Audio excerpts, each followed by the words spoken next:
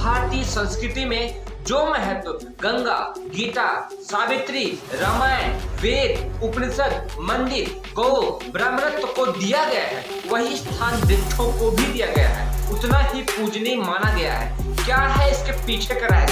आज की पूरी वीडियो में हम इसी बात पर बात करने वाले हैं। एक सज्जन पुरुष और वृक्ष में गुणों के दृष्टि से कोई भी भेद नहीं है। जिस प्रकार सज्जन व्यक्ति समाज के हित और कल्याण में तत्पर रहते हैं, वृक्ष भी उसी तरह परोपकार के कार्य में बिना समय गंवाए निरंतर ही लगे रहते हैं और अपने को तिल तिल पर उत्सर्ग करते रहते हैं।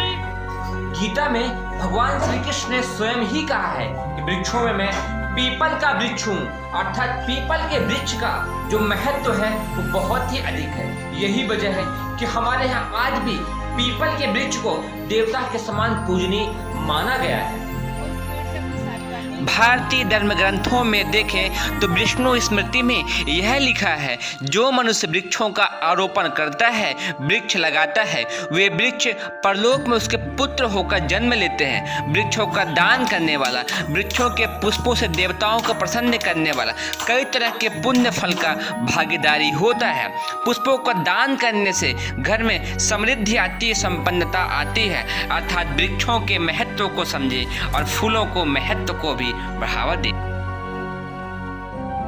पृथ्वी की परिक्रमा करने वाले रूसी अंतरिक्ष यात्री यूरी गगरिन सद्भावना यात्रा पर भारतवर्ष आए तो पत्रकारों ने उनसे अंतरिक्ष यात्रा के स्मरण पूछे तो उन्होंने कहा, पृथ्वी समस्त खगोलों में एक ऐसा ग्रह पिंड है जिससे सुंदर और कोई दूसरा नक्षत्र नहीं है। शायद उसकी यही वजह है प्राकृतिक सुंदरता, प्रकृति की सुषमा हरितमा वृक्षावली ही बताया है। अर्थात हमें अधिक से अधिक वृक्ष लगाकर इस सुंदर सृष्टि को और भी खूबसूरत बनाने का निरंतर ही अभ्यास करना चाहिए।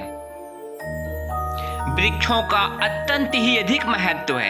यही वजह है कि हमें अपने घर में, अपने समाज में जहाँ भी संभव हो सके अधिक से अधिक वृक्ष लगाने चाहिए। अब वृक्ष को देवताओं के समान पूजा जाना चाहिए। वे देवता क्यों हैं? क्योंकि वो हमें निरंतर देते हैं। हमें वो पत्तियां देते हैं, फल देते हैं, लकड़ी देते हैं, ऑक्सीजन देते हैं और निरंतर ही प्राणवायु देते हैं। यही वजह है उन्हें देवता के समान पूजनीय भी मानना चाहिए। रेगिस्तानों में पेड़ नहीं होते हैं ऐसा कहा जाता है। वस्तुतः कहना यह चाहिए कि जहाँ पेड़ नहीं होते हैं वहाँ रेगिस्तान होते हैं। पेड़ों के अभाव में हवा के वेग में मौसम के असंतुलन के कारण ही रेगिस्तान उत्पन्न होते हैं। अर्थात जहाँ वृक्ष होते हैं वहाँ हरियाली रहती है। इसीलिए अधिक से अधिक वृक्षों को लगाइए। अपने घर के हर व्यक्तियों को वृक्षों के फायदे को बताइए। ओम पायः पृथिव्यां पयोषधीषु पयो दिव्यान्तरिक्षे पयोधाः पयस्वती प्रदिशा।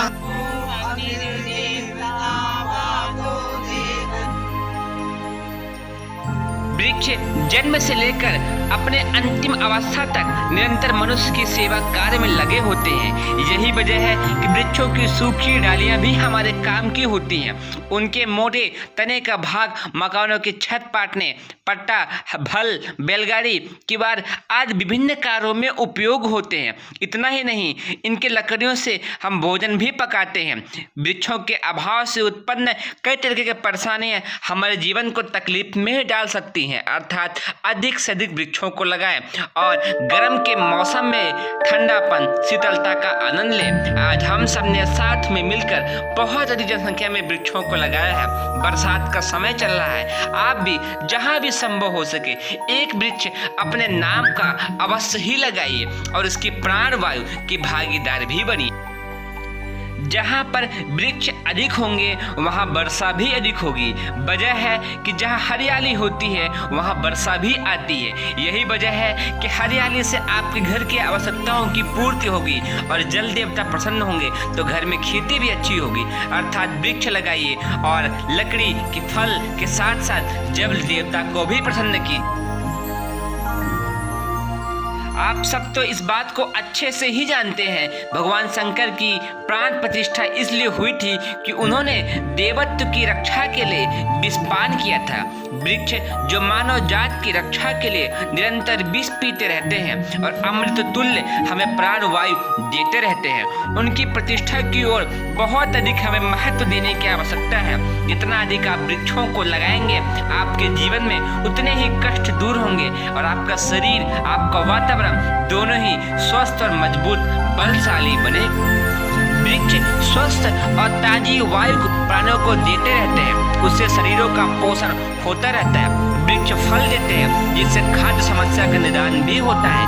प्रकृति की मधुरता, दया और मातृत्व का अनुभव हमें वृक्षों ने ही कराया है। कितने कितने सुंदर, रसयुक्त, स्वादिष्ट व शक्तिवर्धक फल परमात्मा ने मनुष्य को दिए हैं। उनकी कल्पना करें तो हृदय श्रद्धा से नित नया भर जाता है। इन खूबसूरत फूलों को देख करके मन प्रसन्नता से भर जाता है। शरीर में प्राण शक्ति ऊर्जा का संचार भी हो जाता है। इसीलिए जहाँ भी संभव हो सके आप गड्ढा करके इन वृक्षों को लगाइए, अधिक से अधिक संख्या में लगाइए। संसार में जितनी वनस्पतियां हैं वह सब औषधि रूप है, ऐसा आयुर्वेद ग्रंथों में बताया गया है। इस रूप में छोटे बड़े सभी पेड़ पौधे मनुष्य जाति की सेवा में निरंतर ही लगे रहते हैं। अनेक वृक्षों के फल जैसे बेल, आंवला, नीम, बहेड़ा आदि औषधियों में प्रयुक्त होते हैं। अनेक के फूल काम आते हैं, कितने ही वृक्षों के डालियां और छालें दवाओं के काम आती हैं। पीपल आज के संविधाओं से यज्ञ करके बड़े बड़े राज रोगों को दूर करने की शक्ति और सामर्थ्य मिलती है। चंदन की लकड़ियों की उपयोगिता और सुगंध तो आप जानते ही हैं। गुलर के फल, अंजीर के फल, जैतून के फल आदि कैसे शक्तिवर्धक हैं आप सब जानते हैं।